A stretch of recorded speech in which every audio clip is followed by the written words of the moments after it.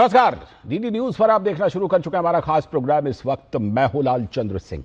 अगले 1 घंटे में हम देखेंगे कुछ ऐसी खबरें जिन पर चर्चा जरूरी है, और यह चर्चा हम करेंगे अपने संवाददाताओं और खास मेहमानों के साथ। और आज सबसे पहले जिस बड़े मुद्दे की बात करेंगे वो मुद्दा है कि घुसपैठ को लेकर सरकार, विशेष रूप से केंद्र सरकार, बहुत ही सख्त है। और इसी क्रम में केंद्रीय गृह मंत्री अब सीमाओं का, देश की सीमाओं का दौरा कर रहे हैं। आज बीकानेर भी अमित शाह गए हुए हैं।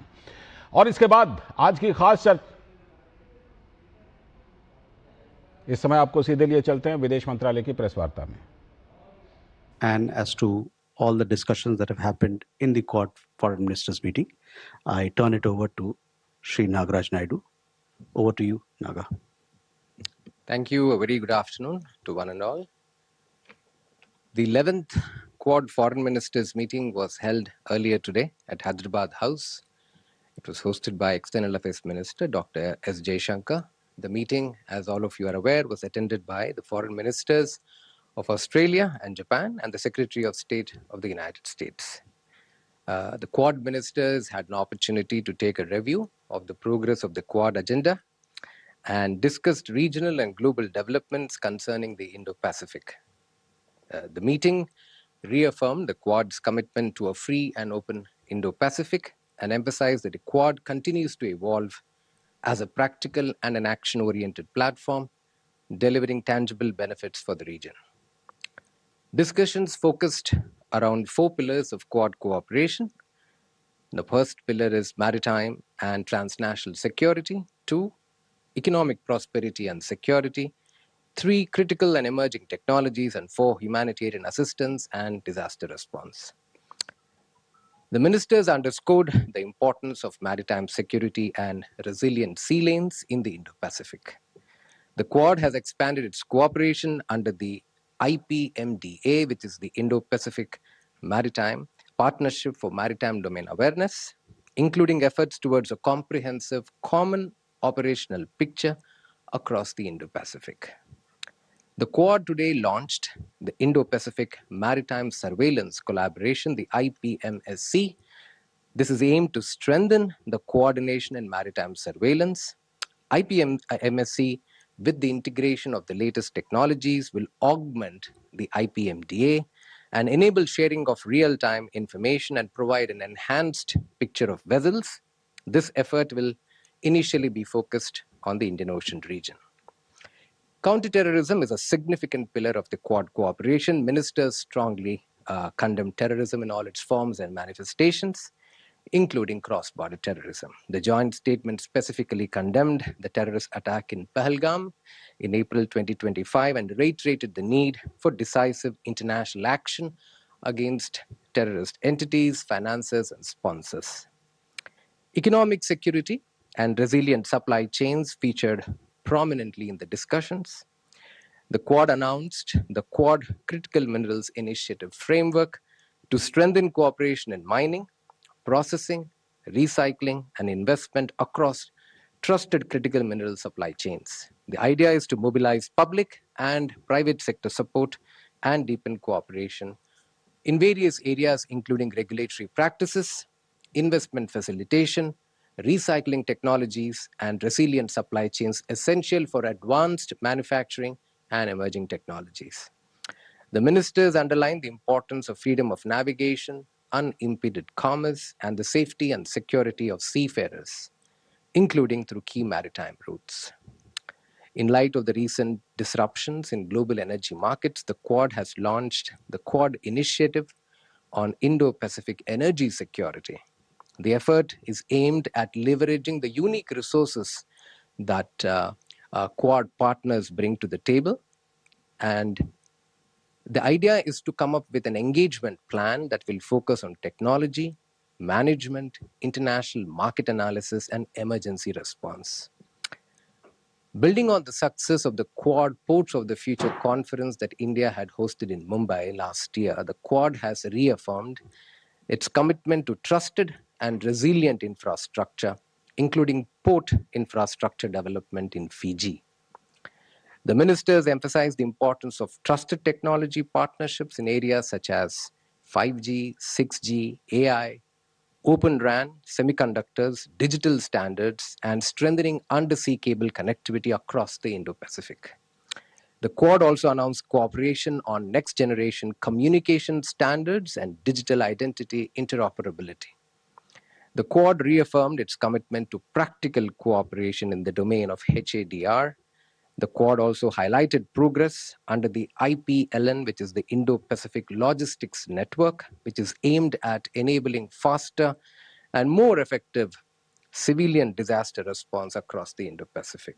Overall, the foreign ministers' meeting has demonstrated the Quad's continued focus on practical cooperation and delivery-oriented initiatives that contribute to peace, stability, resilience, and prosperity of the Indo-Pacific. At the end of the meeting, Quad partners have adopted 4 documents: a joint statement, a fact sheet, a joint statement on the Indo-Pacific energy security, and the Quad Critical Minerals Initiative framework.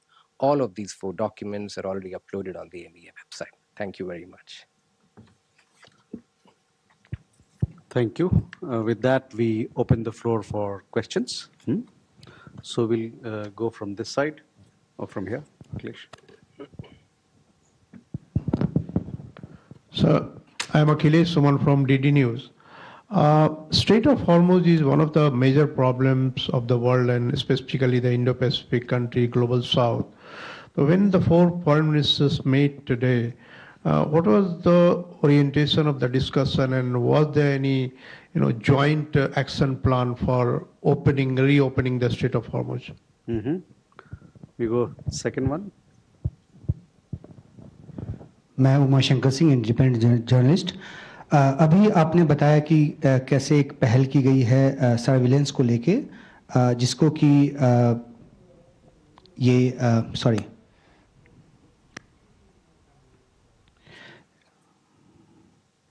Indo Pacific maritime surveillance collaboration की जो पहल है वो की गई है। मेरा सवाल ये है कि ये क्या सर्विलेंस इसके ज़रिए किया जाएगा, क्योंकि हमें ये पता है कि नेटो जो है वो एक मिलिट्री ब्लॉक नहीं है और ये किसी एक देश के खिलाफ भी नहीं है। क्या ये एक कलेक्टिव डिफेंस मैकेनिज्म की तरफ बढ़ने का पहला कदम उस तौर पे इसको देख सकते हैं? Thank you. Kadambini, we'll come back. I'm Kadambini Sharma, independent journalist. So I want to ask this question on critical minerals understanding. It says that the framework will strengthen critical mineral supply chains in mining, processing and recycling. So what is this system of recycling? Where will there be any special systems in countries or specifically in India? Thank you, sir. Neeraj.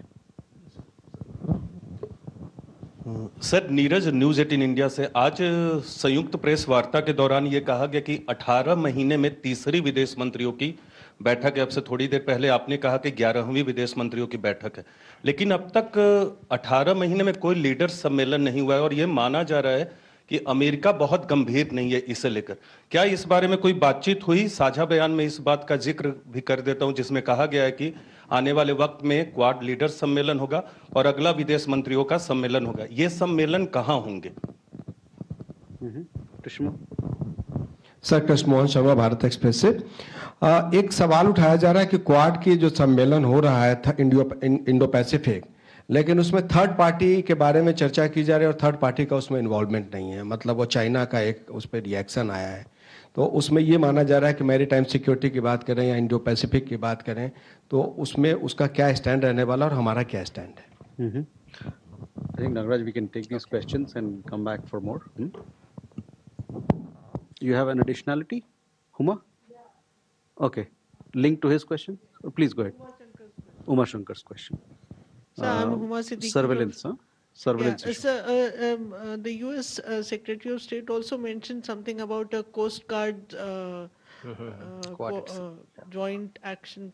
So if you can talk about that, and also you mentioned about the energy security. You talked about the Quad talking about energy security. If you can talk, give. We can take these questions. Okay. Thank you. I think if you look at the joint statement that has been released today, I think Contextually speaking, we find ourselves at that moment wherein the international waters are increasingly getting closed, and that is impacting our overall energy security, particularly not just India, but many countries across the Indo-Pacific. And I think all Quad partners agreed to this. And there was a long discussion on it as to what countries could do, how do we ensure affordable energy to, for example, for India, 1.4 billion people. What are we doing? How are we trying to diversify our sources from where we can obtain our energy? Similarly, Australia was sharing their experiences and Japan was sharing its experiences. Overall, I think the idea was how do we ensure that as Quad partners we can work together to ensure freedom of navigation, unimpeded commerce, because the rights and the safety of our seafarers is also involved. And in the midst of many of these complex global situations that we see, it is the seafarers that who keep getting impacted a lot. And Quad, if you look at the joint statement, there's a specific reference to this element also. So as the Quad ministers did deliberate on this for quite some time, and connected to this is the joint statement that we have specifically released on this occasion, which highlights as to how the Quad partners are spotlighting energy security. As I had said in my briefing note also, our attempt is to ensure that how do we leverage the unique resources and capabilities that the Quad partners can bring to bear and prepare an engagement plan. This plan will focus on not just technology, management, policy, but also international market analysis, as well as emergency response. How can we respond to such emergency situations? What are the best practices? So I think the foreign minister spoke on this issue at quite a length. And it is on that basis that some of these documents have also been released. I would encourage you to kindly look at this joint statement. There's some very novel ideas that we have put forward. I have heard a question on the surveillance bit that we had earlier talked about. This is the Indo-Pacific Maritime Surveillance Cooperation. This should not be, should not be seen as militarization of the Quad. Neither is IPMDA, the Indo-Pacific Maritime Domain Awareness. The idea today is that the international waterways today are now getting clogged. At the same time, there are a lot of gray ships around. There are dark ships around. So countries, in the Indo-Pacific sometimes do not have access to such technologies. So Quad partners have come together. Some of these technologies are very, very expensive. They are available commercially. So what Quad partners are doing together is to somehow buy this. For example, we have the Indian Ocean region, the IOR, wherein we kind of get the data from the United States, and this data is then circulated to friendly countries who need such data for their own safety issues. So this is something that we have discussed within the Quad domain, that this IPMDA project has been going on for quite some time. It is not new. The additional layer that we have added through the IPMSC is to bring in more technology to bear. So IPMDA will top up with IPMSC, and this will enable us to provide real-time data to partners particularly, and give them an enhanced picture of the kind of vessels that are operating in the waters. So that is the whole focus on the IPMSC bit. We have seen a question on critical minerals and the focus on recycling. Today, the entire discussion around critical minerals, rare earths, etc., has taken immense traction. And the whole issue of how do you ensure supply chain resiliency, everybody seems to be asking the same question. But not everybody has the ability to process rare earths. So that has become a huge challenge, because not many countries have put resources into processing and extraction of some of these rare earth resources. And as we advance and focus more on new technologies, the demand for critical minerals is only going to rise. So how do you ensure that, for example, all of you are using smartphones, so the amount of critical minerals that could get into a smartphone is something that we need to think about. So as your automobiles are becoming extremely smart, if you look at an average automobile today, the dashboards are completely digital. All of them require rare earths. So as we keep growing and the societies and technology becomes more smarter, and in a country as large as India, you need access to critical minerals. So you are looking at the entire value chain of the critical minerals, including recycling, because end of the day, if you have the technology to extract critical minerals out of electronics that have been used but are going to be anyway disposed of, so that will be a huge game changer. And it is this area wherein we think that India can come together, because end of the day, recycling is not going to be an easy. You also need large quantities of products to extract your resources from. And I think the idea is to how do you bring private sector, public sector, quad partners together and identify relevant projects which can really work for the Indo-Pacific. So that was the whole idea.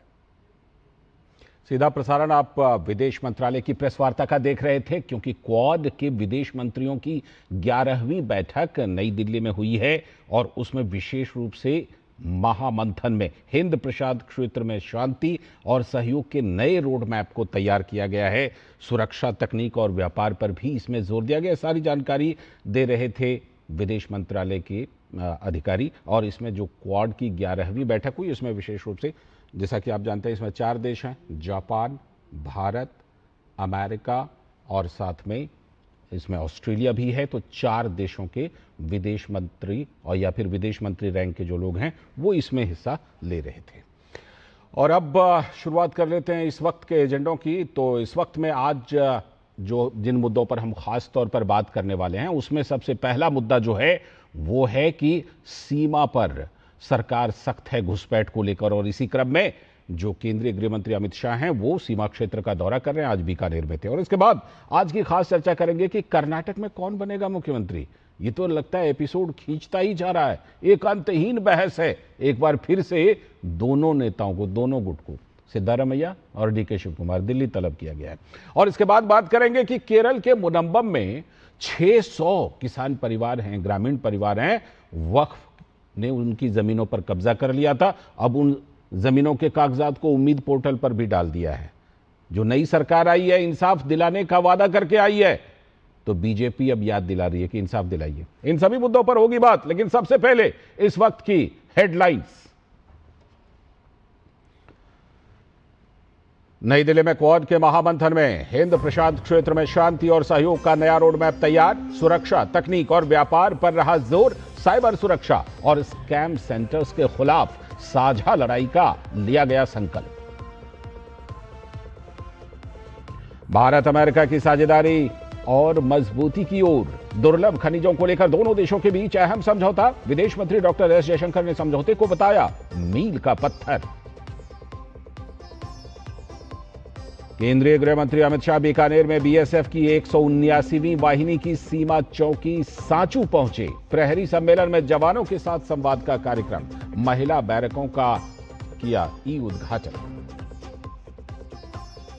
नेतृत्व परिवर्तन की अटकलों के बीच कर्नाटक कांग्रेस का लगा दिल्ली में दरबार। CM Siddaramaiah और डीके शिव कुमार के साथ कांग्रेस आलाकमान की बैठक। सुलह के फॉर्मूले पर क्या लग पाएगी कोई अंतिम मुहर। केरल का मुनम्बम जमीन विवाद एक बार फिर से गर्म। बीजेपी ने नई केरल सरकार को न्याय का वादा दिलाया याद। उम्मीद पोर्टल पर इस बीच वक्फ बोर्ड ने दर्ज करा दिया 404 एकड़ जमीन। और पश्चिम एशिया में जारी संघर्ष विराम के बीच सैन्य गतिविधियां फिर से तेज। दक्षिणी ईरान में अमेरिकी सेना की कार्रवाई। अमेरिका ने सैनिकों की सुरक्षा को बताया हमले का आधार।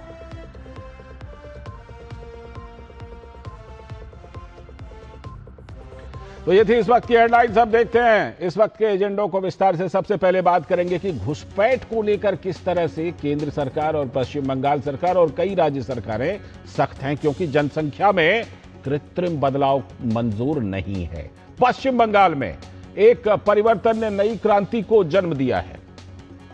अब लटकाने भटकाने का समय जो है, टाइम जो है वो ओवर, यानी वो समय गया। फैसला लो, समस्या दूर करो। क्योंकि पश्चिम बंगाल के जो मुख्यमंत्री शुवेंदु अधिकारी की सरकार है, उन्होंने डिटेक्ट, डिटेन और डिपोर्ट यानी ये 3D है, उसका निर्णय लिया तो जमीन पर इसका प्रभाव भी दिखना शुरू हो गया। सरकार ने बॉर्डर जिलों में डिटेंशन सेंटर बनाने का निर्णय लिया तो उसका प्रोसेस शुरू भी हो गया। मालदा के होल्डिंग सेंटर, जो असल में डिटेंशन सेंटर है, होल्डिंग सेंटर कहा जा रहा है, उसमें 3 महिला और 6 बच्चों को भेजे जाने और मुर्शिदाबाद में पकड़े गए एक शख्स को बांग्लादेश भेजे जाने के साथ ही सरकार ने एक सख्त संदेश दे दिया है। होल्डिंग सेंटर को लेकर विपक्ष तरह तरह के सवाल उठा रहा है। इसकी बानगी सोमवार को मालदा में भी देखने को मिली। विपक्ष ने एसआईआर में बांग्लादेशी लिस्ट सार्वजनिक करने की मांग की है, जबकि यह काम चुनाव आयोग का नहीं है। सीएम शुवेंदु ने के सख्त एक्शन से बांग्लादेशी घुसपैठियों के बीच खलबली जरूर दिखने लगी है। बांग्लादेश वापस जाने के लिए बॉर्डर के पास वाले इलाकों में घुसपैठियों की भीड़ जुटने लगी है। कुछ महीने पहले पश्चिम बंगाल में एसआईआर की घोषणा के बाद नॉर्थ 24 परगना जिले के स्वरूप नगर में बिथरी हकीमपुर चेकपोस्ट से हजारों अवैध घुसपैठिए बांग्लादेश वापस चले गए थे। वो विजुअल तो आपको याद होगा ही। अब डिटेंशन सेंटर की चर्चा में आने के साथ ही एक बार फिर से बिथरी हकीमपुर चेकपोस्ट पर वही वाली तस्वीर सामने आ रही है, यानी भारी संख्या में लोग जुट रहे हैं। चेकपोस्ट पर बांग्लादेश वापस जाने के लिए फिर से घुसपैठियों की भीड़ देखने को मिल रही है। इन बॉर्डर पर कई बांग्लादेशी अवैध घुसपैठिए बिथरी हकीमपुर चेकपोस्ट पर बांग्लादेश लौटने का इंतजार करते देखे गए हैं। घुसपैठियों का दावा है कि वे दलालों की मदद से बॉर्डर पार करके 1 से 1.5 साल पहले काम के लिए बंगाल के अलग अलग हिस्सों में आ गए थे। तो केंद्रीय गृह मंत्री अमित शाह ने साफ कर दिया है कि केंद्र सरकार ने न केवल घुसपैठ रोकने का बल्कि हर एक अवैध व्यक्ति की पहचान करने और उन्हें देश से बाहर निकालने का भी संकल्प लिया है। साथ ही यह भी कहा गया है कि राज्यों को अपनी सीमाओं के अंदर रहने वाले संदिग्ध अवैध इमिग्रेंट्स के क्रेडेंशियल्स को 30 दिनों के अंदर वेरीफाई करना ही होगा। अगर कोई व्यक्ति इस समय के अंदर भारतीय नागरिकता के डॉक्यूमेंट्स नहीं दिखा पाता है तो डिपोर्टेशन की कार्रवाई शुरू की जानी चाहिए। यानी घुसपैठिए न आ पाएंगे और जो आ गए हैं वो रह नहीं पाएंगे। अब तो केंद्रीय गृह मंत्री अमित शाह ने घुसपैठियों की कड़ी चेतावनी घुसपैठियों को दी है इसी बारे में और कहा है कि एक भी घुसपैठिए को अब देश में रहने नहीं दिया जाएगा। सुनिए। भारत सरकार ने ये तय किया है कि हम न केवल घुसपैठ को रोकेंगे, एक एक घुसपैठिए को चुन चुन कर देश के बाहर निकालेंगे और हमारी जनसांख्यिकी में अकृत्रिम बदलाव नहीं होने देंगे। ये जो जनसांख्यिकी का बदलाव करने का षड्यंत्र है, इसको सीमा सुरक्षा बल ने रोकना है। और आज मैं बड़ी शांति से, निश्चिंत मन से आपको कह रहा हूं कि अब त्रिपुरा, आसाम और पश्चिम बंगाल तीनों जगह ऐसी सरकारें हैं जो नीतिगत रूप से मानती है कि देश में घुसपैठ नहीं होनी चाहिए। वही टीएमसी के नेता बाबुल सुप्रियो का कहना है कि सरकार को बताना चाहिए कि जिन 27 लाख वोटर्स के नाम कटे हैं उनमें से बांग्लादेशी कितने हैं। 27 लाख जो आपने जिनको निकाल दिया है उसमें से पहले आप एक लिस्ट जारी करिए कि उसमें से कितने बांग्लादेशी कितने रोहिंग्यास हैं। You do that first you do that. और ये डिटेंशन सेंटर जो है हमने आसाम में, हमको मालूम है कि किस तरीके से लोगों को रखा गया है। आप बोल रहे हैं कि जो घुसपैठिया हैं उनको आप इंडिया में नहीं रहने देंगे, वो इलीगल तरीके से रह रहे हैं। ठीक है, कोई बात नहीं, आप उसको करना चाहते हैं, लेकिन आप 27 लाख वोटर में से इतने दिन तक जो आप एलिगेशन लगाए कि सब बांग्लादेशी, सब रोहिंग्या है, पहले लिस्ट तो निकालो भाई। लिस्ट तो तब निकलेगी जब एनआरसी होने देंगे, क्योंकि एनआरसी ही वो लिस्ट सच में देख लेकर के आएगी। ये तो एसआईआर थी, वोटर्स की पहचान। फिलहाल सीधे इस समय सौरभ दत्ता हमारे संवाददाता जुड़ रहे हैं और हमारे सलाहकार संपादक विनोद मिश्र जी भी हमारे साथ जुड़े हुए हैं। सीधे पहले सौरभ दत्ता के पास चलते हैं। सौरभ, बॉर्डर पर एक बार फिर से वही तस्वीर जो एसआईआर के दौरान दिखाई पड़ी थी, जाने वालों की भीड़, जाने वालों को हड़बड़ी। जो इस समय प्रशासन की कार्रवाई है वो किस तरह की चल रही है और उससे क्या पैगाम ऐसे लोगों को मिल रहा है जो अवैध तरीके से घुस आए थे? लालजी देखिए, मैं खड़ा हूँ, मैं इस वक्त मौजूद हूँ हाकिमपुर सीमांत में, और हाकिमपुर सीमांत में आप देख ही रहे हैं कि मेरे पीछे जो बांग्लादेशी थे वो अब यहाँ पर चले आए हैं, यहाँ पर एक एक करके हाकिमपुर पोस्ट में, जैसे एसआईआर के वक्त जैसे देखा गया था।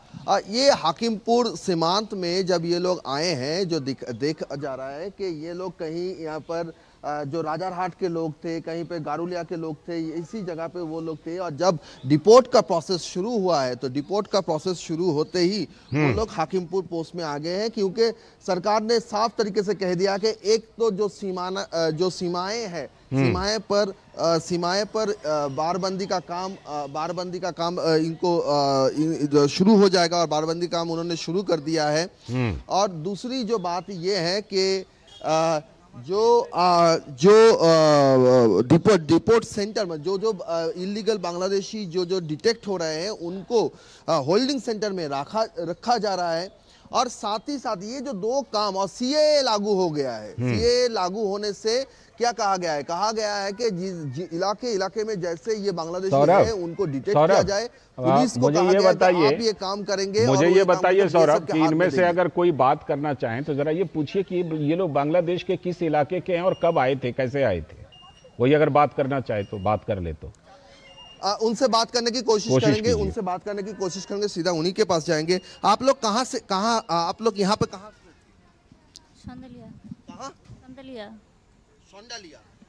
ये संडालिया कहते हैं, ये देगोंगा के आसपास है, हसनाबाद में पड़ता है। क्या काम करते थे? लोकरबाड़ी का घर घर काम करते हैं, औरों के घर पे काम करते थे। कैसे आए इस जगह, भारत में कैसे आए? আমি তো জানি না, আমার মা বাবা ছোটবেলায় নিয়ে এসেছিল, এখানে বিয়ে হয়েছিল, তারপর তারা চলে গিয়েছে। এখন आप कहाँ जा रहे? এখন মা বাবার কাছে যাওয়া হচ্ছে। किस लिए जा रहे? এখানকার কোনো কাগজ নেই। कोई कागज तो अब भी नहीं था, तो आपको सरकारी प्रकल्प का सुविधा मिलता था? पिछले सरकार के लक्ष्मी भंडार मिलता था, ये सारी योजनाएं मिलता था, वोट देते थे ना, आधार कार्ड नहीं था, वोटर कार्ड नहीं था, तो कैसे रहे? कितने साल रहे भारत में?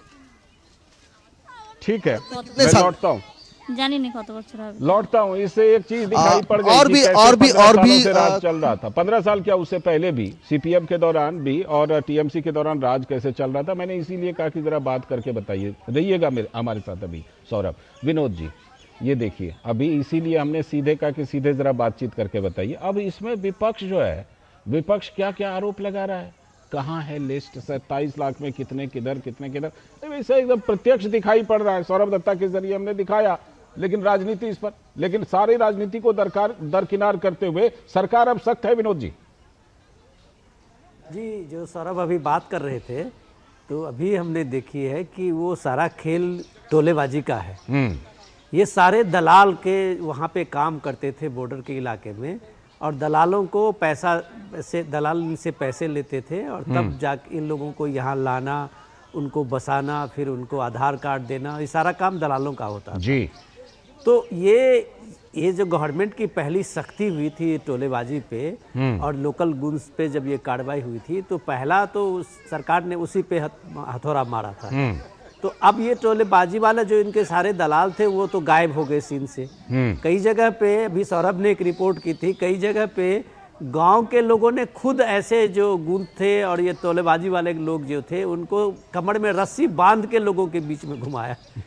तो ये परिवर्तन जो है, आप बांग्लादेश में आप इसका आप ये देखिए कि उसका इम्पैक्ट, कि ये परिवर्तन बंगाल की एक तरह से क्रांति है, सामाजिक क्रांति है। बिल्कुल।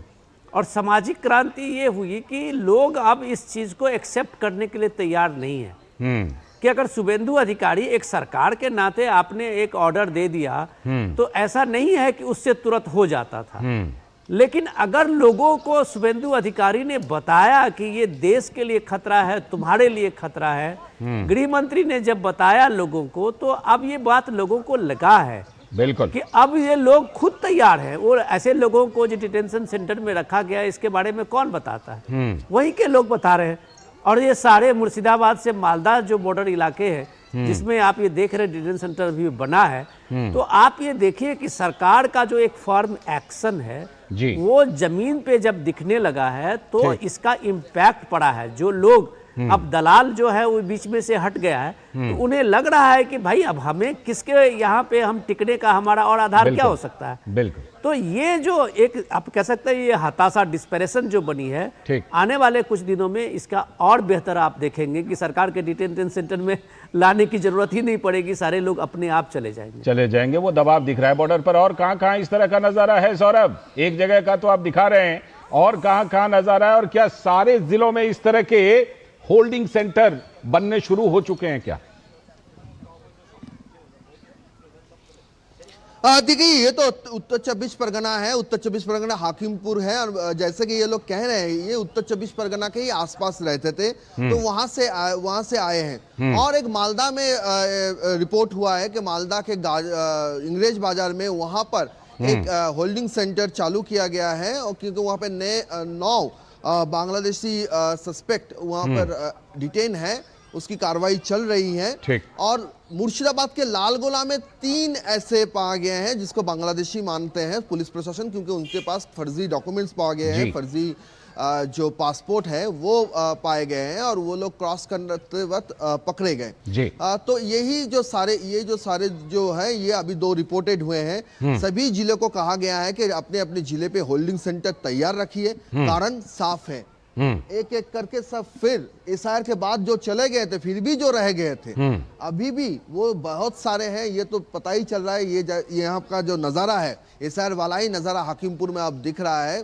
तो आगे चल के देखना पड़ेगा कि जैसे जैसे डिपोर्ट का काम बढ़ेगा, बारबंदी का काम बढ़ेगा, सीएए को तहत जो हर लोकल पुलिस स्टेशन, ये काफी अहम है लाल जी, क्योंकि पिछली बार ममता सरकार थी, पुलिस चाहकर भी उनके इलाके में कौन कौन जगह पे बांग्लादेशी है उस पर वो कोई कार्रवाई नहीं करते थे। बिल्कुल वही पुलिस है। जैसे पर पुलिस में कोऑर्डिनेशन हो रहा है, हर महीने कोऑर्डिनेशन हो रहा है, इनपुट शेयर हो रहे हैं, तो पुलिस भी एक्टिव है। बिल्कुल यही कहते हैं ना, सरकार की इच्छा शक्ति। और अब जो इच्छा शक्ति दिखाई पड़ रही है, इस तरह के दृश्य जो हैं वो हमें दिखते रहेंगे। और बहुत बहुत शुक्रिया, आपने बिल्कुल ग्राउंड रिपोर्ट हमें दिखाई। इससे विपक्ष जो एक कैंपेन, एक नैरेटिव चलाता है ना कि नहीं लोगों को गलत ढंग से पकड़ा जाता है, वो नहीं है बांग्लादेशी, दिखाई पड़ रहा है। और बढ़िया से देखना है तो एनआरसी होने दीजिए। शुक्रिया फिलहाल आपका सौरभ जुड़ने के लिए। और विनोद जी आप बने रहिएगा, आगे चलकर हम कर्नाटक में जो रस्साकशी चल रही है, बहुत पिछले कई महीनों या यूं कहिए कुछ सालों से चल रही है कि अगला सीएम कौन होगा, या सिद्धारमैया कंटिन्यू करेंगे या डीके शिव कुमार, इस पर करेंगे बड़ी बहस एक छोटे से ब्रेक के बाद।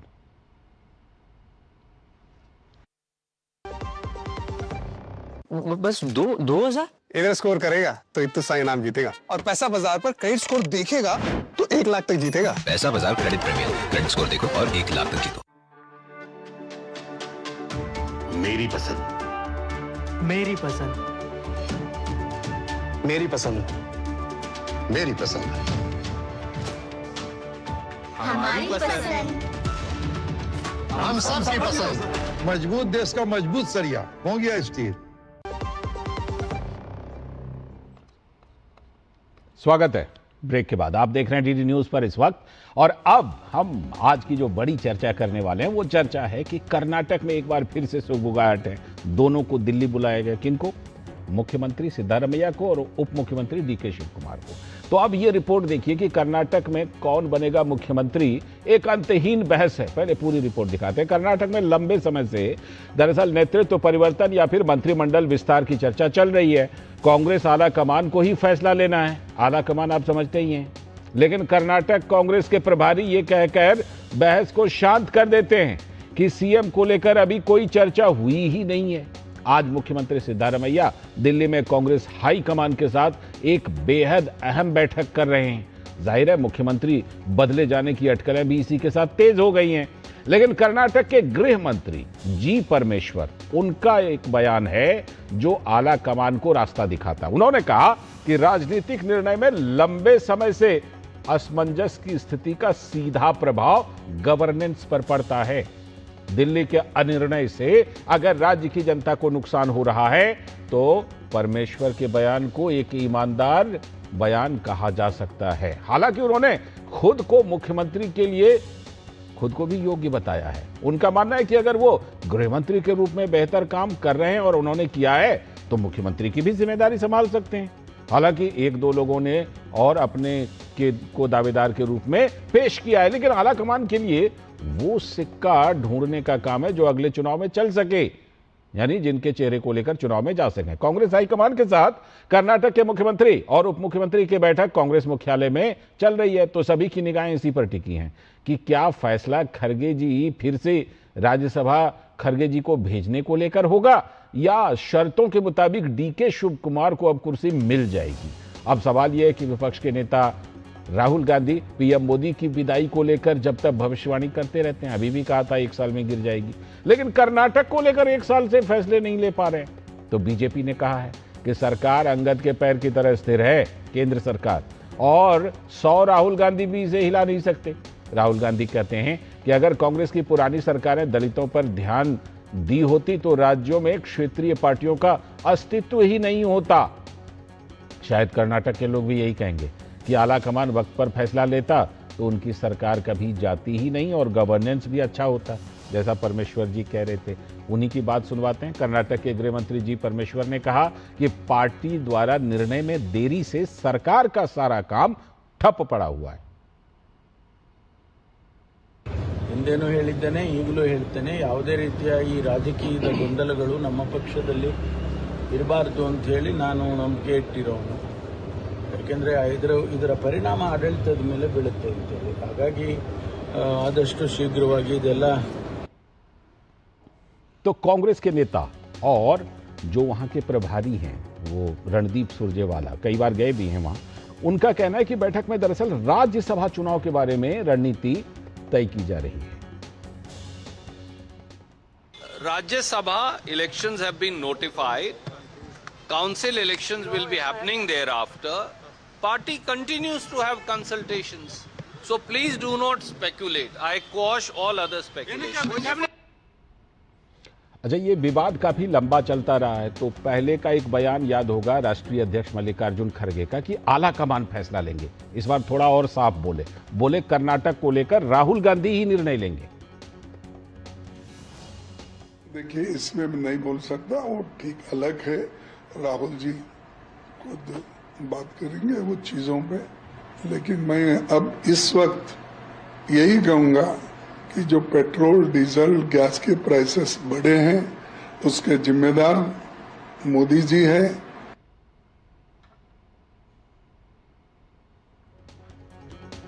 और आपको सुनवाते हैं, अब आपको सुनवाते हैं भाजपा नेता आर अशोक का इस पूरे मामले पर क्या कहना है।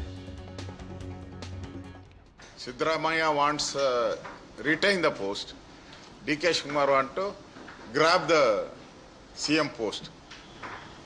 I think in this issue, in this fighting, I think Siddaramaiah will win because all the MLAs and minister with Siddaramaiah, I think. Congress के वरिष्ठ नेता बीके हरिप्रसाद, उन्होंने भी इस पूरे मामले में आगे की रणनीति को लेकर बयान दिया है, उनकी भी बात सुनिए।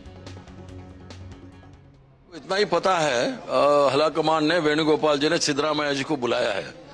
ऑल इंडिया कांग्रेस कमेटी के अध्यक्ष श्री मल्लिकार्जुन खड़गे जी और हमारे नेता राहुल गांधी जी के साथ बैठ के कर्नाटक में आगे आने वाले दिनों में क्या रणनीति बनना है। 2 साल के बाद चुनाव में जा रहा है, एसआईआर के तहत जो भी गफला हो रहा है वेस्ट बंगाल में भी हुआ है, उसके लिए क्या करना है, पक्ष पार्टी में और सरकार में क्या करना है, वो चर्चा करने के लिए बुलाया है। तो जैसा कि आप देख रहे हैं, कर्नाटक को लेकर के एक बार फिर से चर्चा गर्म है। हालांकि कांग्रेस पार्टी सीधे तौर पर कुछ कहने से बच रही है, कह रही है दरअसल राज्यसभा में किसको भेजना है, खड़गे जी को फिर से भेजें या किसी और को भेजें, इस पर बात होनी है। लेकिन जिस तरह से दोनों को बुलाया गया है, किनको, मुख्यमंत्री सिद्धारमैया को और उप मुख्यमंत्री डीके शिव कुमार को, तो उससे ये चर्चा एक बार फिर से गर्म है। और इस बीच में वहां पर कांग्रेस सरकार 3 साल पूरे भी कर रही है। 2 साल जब कांग्रेस की सरकार ने, सिद्धारमैया सरकार ने पूरा किया था, तब से ये चर्चा चले जा रही है। आज इसी पर बात करने के लिए कि क्या कुछ होगा फैसला, इसी पर बात करने के लिए ज्योति हमारी संवाददाता बेंगलुरु से जुड़ेंगी। हमारे साथ हमारे सलाहकार संपादक विनोद मिश्र जी जुड़े हुए हैं और 2 विशेष मेहमान, ऋषभ तिवारी जी, भारतीय जनता पार्टी के प्रवक्ता, स्वागत ऋषभ जी आपका, और साथ में हमारे साथ पवन पटेल जी हैं जो कांग्रेस के नेता हैं। बहुत बहुत स्वागत पवन जी, नमस्ते, बहुत बहुत स्वागत आप सभी का। मैं पहले सीधे ग्राउंड रिपोर्ट के लिए जरा ज्योति के पास चलता हूं। ज्योति, एक बार फिर से ये चर्चा आखिर इस समय खुलने का मतलब, क्योंकि हम तो देख रहे हैं कि ये जैसे कहते हैं ना कि बिल्कुल ये चर्चा चलती ही जा रही, अंतहीन सिलसिला है। हम लोग तो ना जाने इस पर कितनी बार प्रोग्राम कर चुके हैं यहाँ पर, तो इस समय ये चर्चा एक बार फिर से खुली, इसकी वजह क्या है? लाल जी, जैसे आपने कहा, जब से कांग्रेस सरकार सत्ता में आए हैं यही चल रहा है कि मुख्यमंत्री और उप मुख्यमंत्री के बीच एक कुर्सी की जो खींचतान है अभी भी जारी है। तो ये एक बार बहुत दिनों से ये चर्चा हो रही थी, मुख्यमंत्री और उप मुख्यमंत्री को दिल्ली बुलाया जाएगा। फाइनली उनको बुलाया गया है। यहाँ पे एक गौर तरीके से हमें देखना चाहिए कि हमेशा वो दोनों एक ही फ्लाइट में जाते थे, लेकिन अब दूसरे फ्लाइट में गए। और यहाँ पे जो परमेश्वर जी की अगर हम स्टेटमेंट में देखें इस डेवलपमेंट के बीच, गृह मंत्री डॉक्टर जी परमेश्वर जी की जो स्टेटमेंट है उस पे हमें गौर करना चाहिए। ना ही कोई विधायक की स्टेटमेंट नहीं है। उन्होंने कहा है कि जो सरकार में जो संदेह है, जो कंफ्यूजन है, हमारे गवर्नेंस में उसका इफेक्ट हो सकता है। हालांकि जो विधायक है, कांग्रेस की विधायक के कोई ओपन स्टेटमेंट नहीं देते, लेकिन ऑफ द रिकॉर्ड वो भी वही कहते हैं कि यहाँ पे जो संदेह है, ये जो कंफ्यूजन स्टेटमेंट है या जो वातावरण है वो सरकार की गवर्नेंस में इफेक्ट हो रहा है। एंड उसके साथ साथ जो गारंटी है, सरकार की गारंटी जो है, वो कहते हैं कि गारंटी से हमारे सरकार तरक्की पा रहा है, लोगों की आमदनी बढ़ गई है। लेकिन वैसा सिचुएशन नहीं है। जैसे आप जानते हैं अभी जो गृहलक्ष्मी और गृह ज्योति दोनों स्कीम जो है उसका परिष्करण भी करने जा रहे हैं सरकार। तो एक तरफ ये जो सरकार की कुर्सी की खींचतान और दूसरी तरफ जो गवर्नेंस है, जो ब्यूरोक्रेट्स है वो विधायकों की बात नहीं सुन रहे हैं। सरकार जो जिस दिशा में जा रही है सही दिशा में नहीं जा रहा है। और इसके बीच अभी मुख्यमंत्री और उप मुख्यमंत्री को बुलाया गया है। बहुत सारे विषयों को चर्चा हो रहा है। जैसे आपने कहा, वो रणदीप सिंह सुरजेवाला कहते हैं कि राज्यसभा अभ्यर्थी को चुनने में हम इन दोनों को बुलाए, लेकिन मामला वैसा नहीं है। दोनों के बीच जो नायकत्व की खींचतान चल रही है उसको कुछ ना कुछ ब्रेक मिलेगा। बिल्कुल, ये तो मुझे लगता है आसानी से समझा जा सकता है कि राज्यसभा की सीट के लिए दोनों को दिल्ली बुलाना, ये कुछ बात पच नहीं रही, हजम नहीं हो रही है। विनोद जी, हजम हो रही है ये बात? क्योंकि इस बार मल्लिकार्जुन खड़गे जी ने साफ तौर पर कहा है, पहले तो आला कमान बोला था एक बार कि आला कमान तय करेंगे, इस बार बोला राहुल गांधी तय करेंगे। और जिस तरह से ये बात आ रही है, अभी केरल का हमने देखा किस तरह से खींचतान चलने के बाद वी.डी. सतीशन को बनाया गया। क्या इस बार की मीटिंग में कुछ फॉर्मूला निकल सकता है, क्योंकि 3 साल कांग्रेस की सरकार वहां पूरे कर रही है? ये इस बात के लिए तो ये है लालजी, समझनी चाहिए, मल्लिकार्जुन खड़गे बहुत बुजुर्ग नेता हैं और काफ़ी पुराने नेता हैं उस मामले में। तो वो पहले अपने राज्यसभा में लौटने की चिंता करें कि वहाँ सिद्धारमैया, डी.के. शिव कुमार कौन मुख्यमंत्री बनेगा, इसकी चिंता करें। आप ही जवाब दीजिए। तो पहला तो उनका मुद्दा अपना होगा कि हम अगली बार आ रहे हैं कि नहीं आ रहे हैं। अब जो राज्यसभा के, लेकिन इसके लिए दोनों को यहाँ तलब करने की जरूरत थी। अब इसके बाद ये मैं अभी ज्योति जो बता रही थी, मैं उसी में कुछ समझने की कोशिश कर रहा था। कोशिश ये कर रहा था कि कल ही कांग्रेस पार्टी का एक तरह से दलित मोर्चा और दलित के कार्यकर्ता जो कांग्रेस के हैं उनको लेके एक बड़ी मीटिंग को राहुल गांधी ने एड्रेस किया था। जी, मैंने देखा था, बहुत इंटरेस्टिंग मीटिंग थी वो। तो राहुल गांधी जी कह रहे थे कि अगर हमारे पुरानी सरकारें, कांग्रेस की पुरानी सरकारें, इंदिरा जी, राजीव जी, ये सब अगर दलितों को सही एड्रेस कर पाते, उनके लिए भला कर पाते बढ़िया, तो शायद इस रीजनल पार्टी जो स्टेट में उगाई है वो पार्टियां नहीं उगती। इस बयान ईमानदार बयान है, इसकी तारीफ होनी चाहिए। बयान है कि राहुल गांधी सीधे सीधे उन लोगों को बताया कि भाई हमारे पार्टी के सरकारें थी, वो आप लोगों के लिए कुछ नहीं किया। तो एक मौका मैं देख रहा था। ज्योति अभी जो बता रही थी जी परमेश्वर के लिए, डॉक्टर परमेश्वर के लिए जी, मुझे शायद, मैं अगर गलत नहीं हूं तो परमेश्वर भी दलित समाज से ही आते हैं। आप सही कह रहे हैं। और वो अपने को एक काबिल नेता मानते हैं। वो कहते हैं कि हमने करके दिखाया है एज ए होम मिनिस्टर, हमने अच्छा काम किया है, तो हमें ही मुख्यमंत्री बना दो। ये जो दो लोगों के बीच में जो आपको एक को चुनना है और इतने दिनों से पूरे कर्नाटक के जनता को आपने फंसा रखा है, तो राहुल गांधी एक मौका जो उनकी पार्टी के और उनके जो परिवार के लोगों ने नहीं दिखाया, एक दलित को मुख्यमंत्री बना दें। तो जी परमेश्वर के मुख्यमंत्री बनने से मुझे लगता है कि वहाँ साउथ इंडिया में एक बड़े समाज को लगेगा कि जो कांग्रेस की पार्टी के जो बड़े नेता ने गलती की, राहुल गांधी ने इसको सुधारा है। और मुझे लगता है कि ये मौका है कि जी परमेश्वर के नाम पे पार्टी को सोचना चाहिए। बिल्कुल, हालांकि देखिए ये बात कांग्रेस की है कि वो किनको मुख्यमंत्री बनाए हैं, लेकिन पवन पटेल जी राजस्थान का उदाहरण ले लीजिए, अशोक गहलोत, सचिन पायलट, मध्य प्रदेश का उदाहरण ले लीजिए, वहाँ कमलनाथ, ज्योतिरादित्य सिंधिया, हालांकि अब वो वहाँ का वो चैप्टर ही खत्म हो गया। और छत्तीसगढ़ का ले लीजिए भूपेश बघेल, टीके सिंहदेव, हाँ, और अभी ये कर्नाटक का, इसके पहले केरल में कितना दिन जो मंथन हुआ, इससे गवर्नेंस पर असर पड़ता है। ये परमेश्वर जी अभी इस बात को स्वीकार कर रहे थे, पवन पटेल जी, ये सबसे बड़ी चिंता होनी चाहिए कि नहीं होनी चाहिए? नहीं, चिंता तो हमेशा होनी चाहिए, चिंता दोनों पहलू की चिंता होनी चाहिए। अगर गवर्नमेंट पे वहाँ पे आप बोल रहे हैं उसका फर्क पड़ा, तो गवर्नमेंट वहाँ जो गृह लक्ष्मी शक्ति योजना अच्छे ढंग से चल रही है, बेंगलुरु टनल योजना, मेट्रो विस्तार, गिग वर्कर के लिए पहली बार ऑनलाइन कंप्लेंट, तो सरकार अपना काम कर रही है। अब आप जो कांग्रेस पार्टी के लोग जो बोल रहे हैं वो मीटिंग अगर राज्यसभा के लिए कुछ अन्य मुद्दा पे चर्चा के लिए, तो उसको आप बात ही नहीं मान रहे। आप मुझे थोड़ा सा वो मैंने कहा हजम नहीं हो रहा कि दोनों को बुलाया गया है दिल्ली राज्यसभा की सीट के लिए। अच्छा, ऐसा मुझे कोई पिछली घटना याद दिला दीजिए जब राज्यसभा की सीट तय करने के लिए इस तरह से मुख्यमंत्री और उप मुख्यमंत्री को बुलाया गया, मैं मान लूंगा। फिर सुन लीजिए, ऐसे ही आपने कई सारी चर्चाएं की होगी जब राजस्थान में कि दोनों अलग हो जाएंगे, दोनों बढ़िया 5 साल पूरा किए, सबसे अच्छी वहां के स्वास्थ्य गारंटी योजना चल रही। राजेश पायलट साहब का और उनका लग रहा था कि बड़ा 36 का आंकड़ा चल रहा रोज वहां, तब भी अपन ऐसे ही डिबेट कर रहे थे कि बड़ा राजस्थान की सरकार फंसी है। तो देखिए सरकारें काम करती, हमारे यहाँ अभिव्यक्ति की आजादी, बोलने की आजादी, हम अपनी बातों को रख सकते हैं। और भारतीय जनता पार्टी में तानाशाही चलती, उसका ज्वलंत उदाहरण अभी दे दीजिए। जादुई ढंग से एक जादुई इतिहास में जो फेर बदल करते हो, 2 विधायक और 7 राज्यसभा सांसद, वो व्यक्ति जो वैलिडिटी 28 दिन को 30 दिन के लिए लड़ाई लड़ता था, उसके मुंह से आवाज बंद हो गई। पवन पटेल जी, पार्टी में होता है पवन पटेल जी, छोटा सा एक उदाहरण दे दें केरल का। केरल से रिपोर्ट आई कि कांग्रेस के अपने 2/3 विधायक जो हैं वो केसी वेणुगोपाल के पक्ष में हैं, लेकिन किस दबाव में वहां पर बनाना पड़ा, बताइए। इसको किस तरह का लोकतंत्र कहिएगा, बताइए। नहीं, दबाव में कहां से बनाना पड़ा? तो विधायकों की मानते तो फिर तो केसी वेणुगोपाल बनाना था। सब कोई चर्चा करते, चर्चा के बाद हाईकमान निर्णय लेता है। अगर सरकार बनी, बहुमत हमारी, तो हम कैसे बनाएंगे? हमारा है, हमारा लुक आफ्टर है कि हम कहां बनाएंगे, दिल्ली में बैठ के बनाएंगे, भोपाल में बैठ के बनाएंगे। अगर सब लोगों से चर्चा करके इसी को स्वीकार कीजिए, फिर ये वाला आरोप बीजेपी पे क्यों लगाते हैं? दो मिनट मेरा निवेदन। हाँ, बोलिए। और दूसरा, जो राहुल गांधी जी ने एक्सेप्ट किया कि हम जितना अच्छा कर सकते तो उतना अच्छा नहीं किए, इसके लिए बहुत बड़ा जिगरा होना चाहिए। 56 इंच का सीना बोलने बस से नहीं हो जाता। 56 इंच का सीना, इसके लिए जिगरा दिखाना पड़ता है, एक्सेप्ट करना पड़ता है। सब चीजें हमारे हिसाब से नहीं होती कि जो हम कह दिए हो गया। चलो कुछ नहीं, भारतीय जनता पार्टी ऋषभ तिवारी जी को मैं लेकर आता हूँ, उसको ना करने के अलावा सब दूसरे राउंड में फिर आपके पास आऊंगा। अभी ऋषभ तिवारी जी उन्होंने कहा कि देखिए भाई, हमारा ये मॉडल नहीं है जैसे भारतीय जनता पार्टी अपने मुख्यमंत्री को तय कर देती है।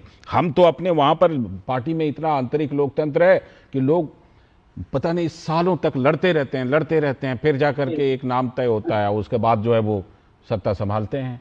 राजस्थान में हमने देखा कैसे लड़ाई होती रही, छत्तीसगढ़ में देखा, और मध्य प्रदेश में तो लड़ाई होते होते टूट ही गई कांग्रेस। बोलिए ऋषभ जी। सर, इनका सबसे पहले धन्यवाद मेरे पास प्रश्न लेके आने के लिए जी। हम भले लेट में आए हैं सर आपके पैनल पे, लेकिन जनता हमें पहले लेकर आती है और इसलिए ये डिबेट मैं थोड़ा सा स्पष्टीकरण दे दूं। आपको लेट लाने का मतलब ये है कि आपकी जिम्मेदारी जनता के प्रति ज्यादा है, इसीलिए सारे सवालों को समेट कर आपके पास आते हैं। हाँ, दूसरी बात ये, हम पार्टी की लोकतांत्रिक इनकी जो विचारधारा है वो मैं आपको बता रहा हूं सर। इनकी पार्टी इतनी लोकतांत्रिक है कि एक कोई बच्चा अगर आज जन्म लिया होगा तो 24 साल तक इनके यहाँ एक ही पार्टी का, एक ही परिवार का राष्ट्राध्यक्ष रहा। वो वोट देने के साथ साथ अब विधायक के लिए लड़ सकता होगा 25 साल होने पे। इतना बड़ा लोकतंत्र था इनका कि एक ही परिवार से एक ही राष्ट्राध्यक्ष रहा। तो इनकी लोकतांत्रिक विचारधारा में और आपको दर्शाता हूं, इतना बड़ा लोकतंत्र है कि भैया जहां से सीट छोड़े बहना वहां से लड़ने चले गई। इतना अच्छा लोकतंत्र है कि आपस की कुत्थी लड़ाई रोड पे निपटाते हैं और दिखाते हैं हम बहुत लोकतांत्रिक पार्टी है। भारतीय जनता पार्टी का अगर मैं एक एक नाम गिनाना शुरू करूं, 1980 से लेके 2026 तक एक भी परिवार का, सिंगल आदमी का पार्टी का राष्ट्राध्यक्ष रिपीट नहीं हुआ। यह हमारी अंत्योदय मूल मंत्र के साथ लोकतांत्रिक पार्टी की नींव को दर्शाता है। ये लोकतंत्र की बात करते हैं, लोकतांत्रिक पार्टी की बात करते हैं। इनको मैं थोड़ा याद दिला देता हूं, ये लड़ाई सर कोई मुख्यमंत्री की नहीं है, ये लड़ाई है अपने बेटुअन को कैसे सेट करे उसकी लड़ाई है। खड़गे जी चाह रहे हैं कि इस लड़ाई के बीच में मेरा बेटा खड़गे के बारे में आप बोल रहे हैं। प्रियंक खरगे के बारे में। बिल्कुल बिल्कुल, ये चाह रहे हैं कि इस दोनों की लड़ाई में, जो देखिए बीच में नहीं बोला, मैं बहुत शांति से सबको सुना था, बहुत शांति से सुना पवन जी था। भी सुन रहे हैं। ये जो है मल्लिकार्जुन खड़गे जी सोच रहे हैं कि इस दोनों की लड़ाई में भैया मेरा बेटा कैसे सेट हो जाए और मैं कैसे सत्ता सुख के माध्यम से कर्नाटक को लूट लूं। तो विचारधारा बस इतना मैं बता रहा हूं, एक राज्यसभा के लिए आप दिल्ली बुला रहे हैं मुख्यमंत्री को, वही तो मैंने कहा, मुझे भी ये बात हजम नहीं हो रही। सर मैं जवाब दे रहा हूं, पूरी देश की जनता राहुल गांधी नहीं है, वो समझदार है, वो समझती है कि क्या खेला हो रहा है। और मैं आपको एक बात और स्पष्ट कह रहा हूं सर, ये लोकतंत्र की बात करते हैं, हमारे यहाँ पीछे पंक्ति में बैठा एक विधायक को पता तक नहीं रहता कि वो मुख्यमंत्री बनने वाला है और उस बैठक को मुख्यमंत्री बन के निकल कर आ जाता है। गांधी परिवार यहाँ डिसाइड नहीं करता, टाइटल नहीं, टैलेंट देखा जाता है। ठीक है, दूसरे राउंड में आता हूं ज्योति के पास। ज्योति, ये बताइए कि दो लोगों के नामों की चर्चा तो हम लंबे समय से सुन रहे हैं। परमेश्वर जी ने अपना दावा ठोक दिया, अभी इन्होंने कहा ऋषभ जी ने कि ये मामला दरअसल प्रियंक खरगे को लेकर भी है। क्या और भी कुछ नाम चल रहे हैं क्या? अगर मान लीजिए मुख्यमंत्री में बदलाव होता है, मुख्यमंत्री वहां बदले जाते हैं तो? नहीं, अभी तक तो जैसे आपने कहा मुख्यमंत्री और उप मुख्यमंत्री के बीच था, लेकिन बहुत दिनों से डॉक्टर जी परमेश्वर जी का नाम ही बहुत सुनने में आ रहा है।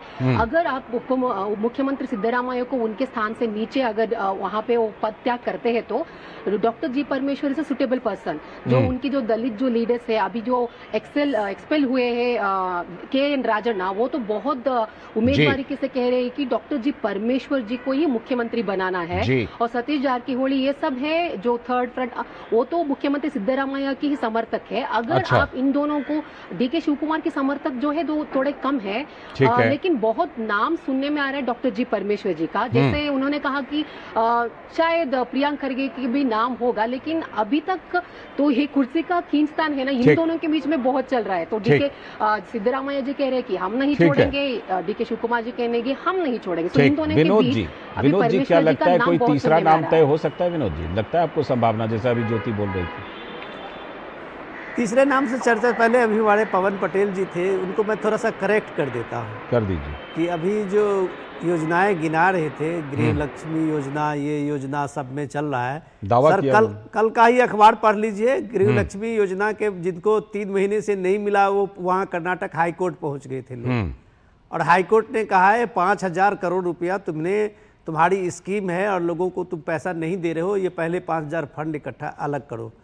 अब आप सोचिए, इस देश के साइबर सिटी के रूप में बेंगलुरु, आज कर्नाटक ही एक में, अगर कांग्रेस की जो 4-5 सरकारें हैं इस देश में, सबसे आप कह सकते हैं कि समृद्ध स्टेट कर्नाटक ही है। और अब जाहिर सी बात है, बात तो हम भी जितना जानते हैं हमसे ज्यादा पवन पटेल भी जानते होंगे, पार्टी को चलाने के लिए कर्नाटक सरकार चाहिए। बिल्कुल। तो कर्नाटक में पार्टी चलाने के लिए मजबूत दावेदार कौन है? सिद्धारमैया है या डीके शिवकुमार है? ये बात सब तो जानते हैं कौन जिता कर लाए थे।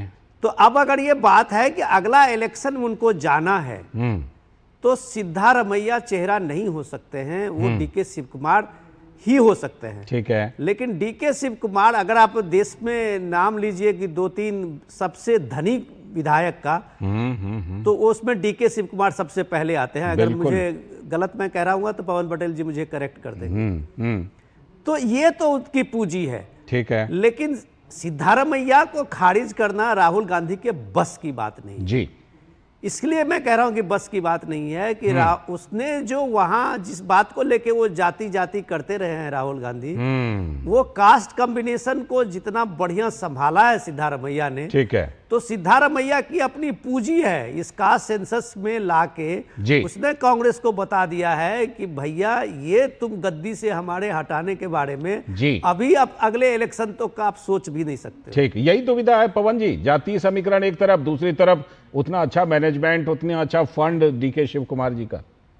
नहीं, कोई दुविधा नहीं। फंड के मामले में तो भाजपा सबसे आगे है। फंड की बात तो कैसे आता है इलेक्ट्रॉन मॉन से, तो फंड की तो बात ही मत करिए। दूसरा जो बात कर रहे हैं अभी आदरणीय भारतीय जनता पार्टी की प्रवक्ता जी जो बोल रहे थे, टैलेंट देखने को मिलता है, बिना मार्कशीट वाला टैलेंट सबको ही देख रहे हैं, पूरी दुनिया देख रही है। आपने टैलेंट देखा, जय शाह का टैलेंट देखिए, अभी बिहार में जो स्वास्थ्य मंत्री बने उनका टैलेंट देखिए, तो बहुत सारे टैलेंट समझ में आ रहे हैं। और अगर कांग्रेस पार्टी का कोई नेता बयान देता तो लगता है बाप रे आ गया, और आपके आपके भारतीय जनता पार्टी की जब लोग बयान देते हैं तब उस बयान का क्या होता है, तब उस बयान का सुब्रमण्यम स्वामी वाले बयान की कोई वैल्यू नहीं होती है। पेपर की कटिंग देखिए तो पेपर तो बहुत सारी न्यूज निकलती है। सुब्रमण्यम स्वामी जी के बयान अगर निकालने लगेंगे तो बहुत सारी असुविधा हो जाएगी। पार्टी के कुछ मामले अंदरूनी मामले होते हैं। स्वामी जी जो है वो बोलते रहते हैं कि फला आदमी मूर्ति चोर है, फला आदमी मूर्ति की तस्करी करके बेचता है। उनके बयानों को छोड़ दीजिए ना, लाएंगे तो बहुत सारी चीजें असुविधा हो जाएंगी। ट्रंप के बयानों को भी छोड़ दें, उनको बयानों को, सिर्फ मोदी जी के बयान को रखे, भाजपा के बयान को, बाकी सबके बयान की कोई वैल्यू नहीं। लाल जी सुना ही दीजिए सुब्रमण्यम स्वामी का बयान इनको। बोल रहे हैं वही तो, तब सुब्रमण्यम स्वामी का बयान सुना ही दीजिए। मैं वही कह रहा हूँ कि उनके बयान को छोड़ दीजिए, क्या क्या बोला है उन्होंने, क्या क्या बोलते रहते हैं हम सब जानते हैं। वही तो बोल रहे हैं ना,